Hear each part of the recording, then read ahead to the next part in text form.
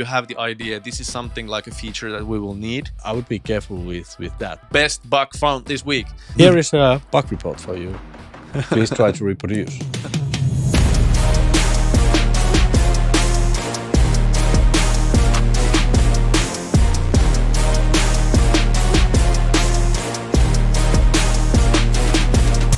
Hello everybody and welcome to the testgurutv. The dude sitting next to me, he's the ultimate champion of testing, Jani Tuna Haikala.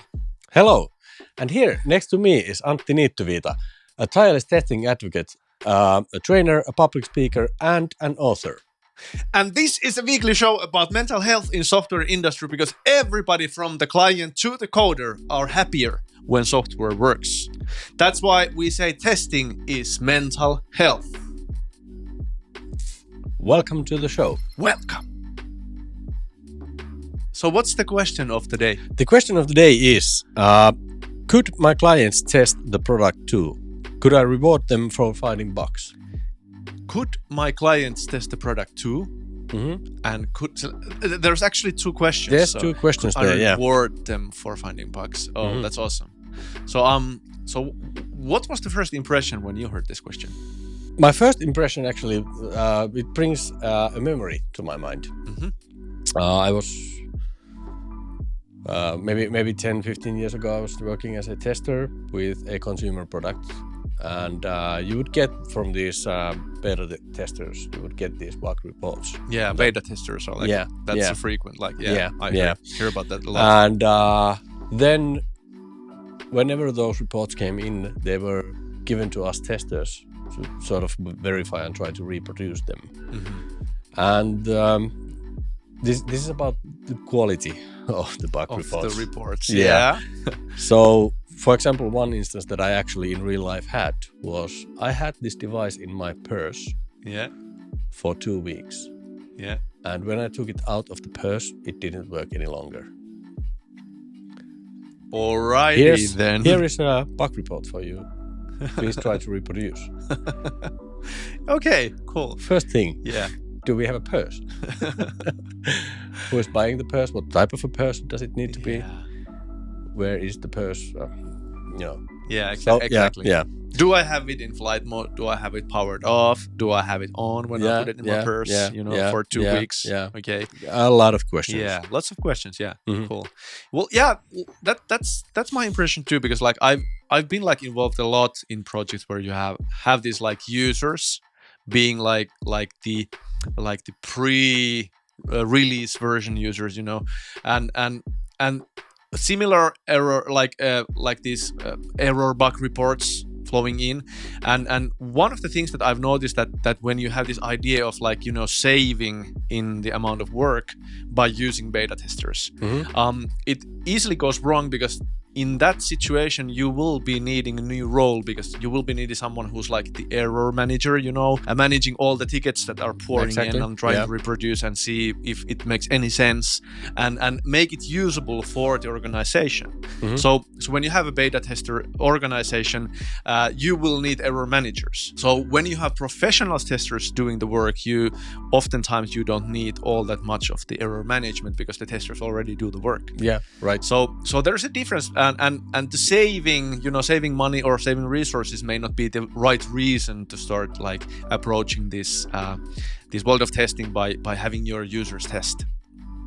That's true. Yeah, that's my like first take on this one. Yeah, and that's not to say that there wouldn't be any benefits to having users as part of your testing at least. Yeah. So the first like question about the question or coming back to the situation where you're at, what are you trying to achieve by having your users test or clients test the product? Because like if you're trying to achieve somehow like logistical optimization and efficiency in like your process or saving money or something like that may not happen. Mm-hmm. But if you're trying to find something like really valuable information on the broad behavior of a big group of users, then there may be a benefit for having this kind of like or maybe if your business is some specific knowledge area where your users are basically specialists. Exactly. So maybe you get valuable feedback from that aspect of the things where not everyone are.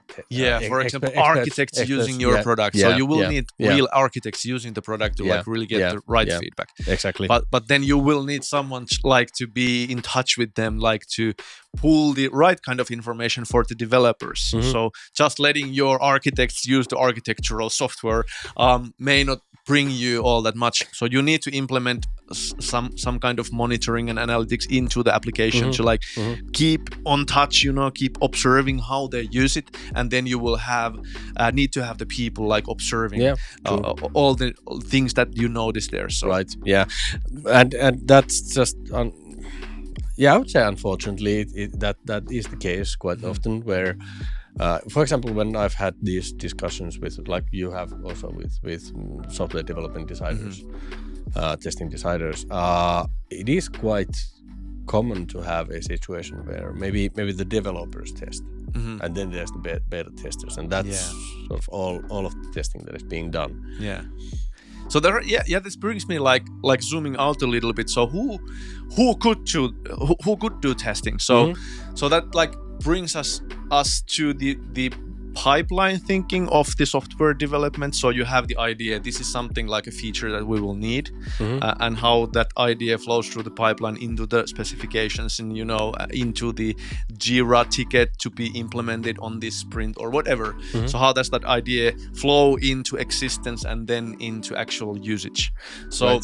So there are questions at which points in the timeline of the flow of the idea into existence is it meaningful to do testing, and who could do that? So those are like the two core questions that I always think about, and options to solve it. Obviously, sometimes it's like I've seen organizations that solve the testing by not testing. They just like trust their luck, just like don't test, just like. The developers, when they do their work, they just like, they push it to the production and then we'll see. So that approach really it works. So there are sometimes you get lucky enough that you won't get any problems out of it, and you can like roll with that kind of a flow for long times. And then sometimes to the not testing at all, organizations decide that maybe our developers can do a little bit of that, and then at which points, of course, of the development pipeline, the developers can do that. So it's not all of it, but somewhere. And then there is the idea that maybe we can add to that like organization by hiring testers, or maybe we can use the beta tester group. So those are like the options that are like available. Maybe you have some kind of options there when you're watching, and you can post your options as well into the comments. But those are the ones that come to my mind at the moment. When you think about all the options, the organization, to me, it seems that every organization who wants to succeed, they need to decide which option will they choose. If you choose the option not test, you can choose that option too, but you need to consciously make that decision. And when you make the decision of not testing, you need to have the strategy or some kind of a simple rules kind of a plan when something goes wrong in the production. So what will you do? How will you roll back, or how will you approach the hot fixing or whatever? But if you make the decision and you have the plan to execute on it, then it's a reasonable way to approach it. That's a good point. Based on experience, I think I believe, I might be wrong here, but I believe it's in those type of situations what really happens is that you don't really invest in testing because of for example, you're a startup. You just don't have the budget or resources for it. And in addition to that, you haven't really thought about. So whenever something happens in the production, or some problem comes up, you sort of just react to it. That's true. Whenever those situations come up, but it would be smart to at least think about let's have a conversation with the team. But most organizations haven't done that, so that's true. So like having that plan of action, it's like it's always you need to have the time with your team to have the conversation. It can be 15 minutes. So what's our like strategy of solving like these quality issues, or how are we approaching testing? And so make a decision and then have a plan on different kinds of outcomes, and this brings me like to think about the rewarding. I was about to ask about that. But what do you think about? Because like like it's not only the client's testing that you should be rewarding. I think you should always celebrate when you find something interesting. So like that's the only way to make testing not that like that bad thing that probably need to be done before shipping or something like that. So it's about having people like the game of testing. Like the game of testing is about like going on a hunt and finding something interesting. Sometimes it may be something that risks your product, but always finding something interesting. And when you find, be it a developer or tester, a manager or a client or a user, it should be always a cause of celebration, because like that's the opportunity for the organization to make changes, and that's the opportunity for organization to like skyrocket the quality. But people most often they don't they don't approach finding bugs that way. So the only way that we can do that is to start to train our organizations to celebrate our findings and celebrate the things that we find here and now, and not later, for example, 6 months from now. So always like calibrate the organization's focus into what matters and how could you boost the energy level of the people. So celebrating, for example, the best bug found this week. Maybe you could, as a tester, you could start rewarding the developer who found the juiciest, hairiest bug this week, or the most fun, or the most interesting. So just like, for example, start like rewarding them and bring them lollipops or whatever. Right. I don't care, but like figure out the plan. And for example, on weekly like sprint planning or whatever like calls you're on, you may have like, for example, party poppers, popping like the serpentine. What do you call it? It's like party poppers. I know what you're. So you pull the cord and then something blows up, and and that's like confetti going around. So you could have something like that, for example, in your like these meetings and on Teams meetings or whatever, and you could pop something when someone like brings up a problem or issue. So that's small celebrations, bring them everywhere, because that's the way like to boost testing and lift them up, not to be like the bad thing but the good thing. So that's I love that. That's a good idea. But how about actually rewarding? And we were sort of in the question talking about the clients doing the testing. That's true. I got carried away. I'm sorry, guys. That's no. I mean that's a valid point. But then I also want to sort of, because I can see definitely benefits to it. But maybe some risks as well. Yeah, it's true. And if you sort of think about rewarding, and in particular with the clients doing the testing, that would be like here's $10 or $1,000 or $10,000 for security bug. Like you're talking actually bug bounty programs and stuff like that.